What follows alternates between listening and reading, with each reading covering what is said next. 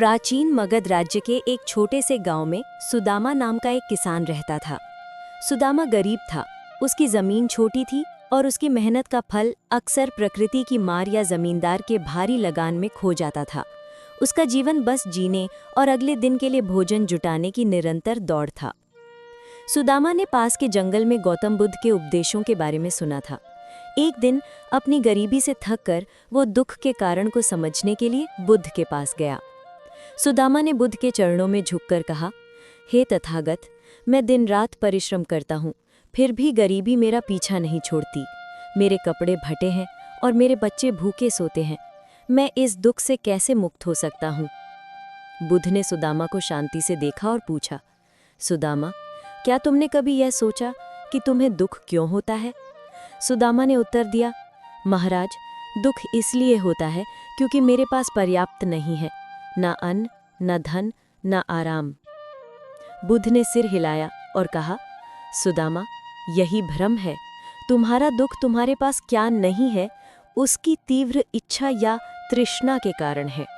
जिस दिन तुम संतुष्टि को जान लोगे, उस दिन गरीबी का दुख तुम्हें नहीं सताएगा। बुद्ध ने सुदामा को 4 आर्य सत्यों का सार समझाया।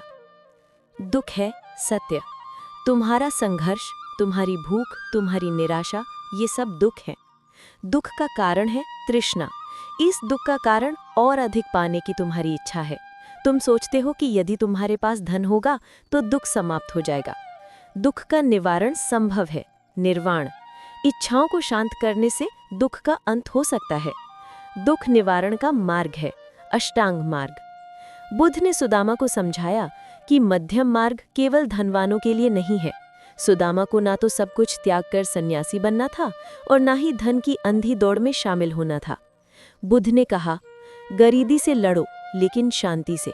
तुम्हारी मेहनत सही आजीवक होनी चाहिए, ईमानदार और दूसरों को नुकसान न पहुंचाने वाली। अपने काम में सही प्रयास लगाओ और हर रात यह सोचकर सो कि तुमने अपने दिन का सर्वोत्तम उपयोग किया है। जो तुम्हारे पास है उसमें संतोष खोजो। सुदामा ने उपदेश ग्रहण किया। वो गांव वापस गया, लेकिन अब वो अलग व्यक्ति था। उसने अपनी मेहनत कम नहीं की, लेकिन उसकी चिंता कम हो गई। वो अब अपनी छोटी सी फसल को पूरी लगन से सींचता और जो भोजन उसे मिलता उसमें वो अपनी पत्नी और बच्चों के साथ आनंद खोजता। उसने पैसे की लालसा छोड़ दी और जब उसने अपनी इच्छाओं को शांत किया तो उसे एक ऐसी आंतरिक शांति मिली जो किसी भी धनवान के महल में नहीं थी। सुदामा की गरीबी नहीं मिटी, लेकिन दुख मिट गया। उसने समझ लिया कि सच्चा संतोष बाह्य संपत्ति में नहीं, बल्कि मन की शांति और ईमानदारी से किए गए कर्म में निहित है। यह कहानी बुद्ध के दर्शन को गरीबी के संघर्ष से जोड़ती है। क्या आप बुद्ध के किसी और उपदेश पर कहानी सुनना चाहेंगे?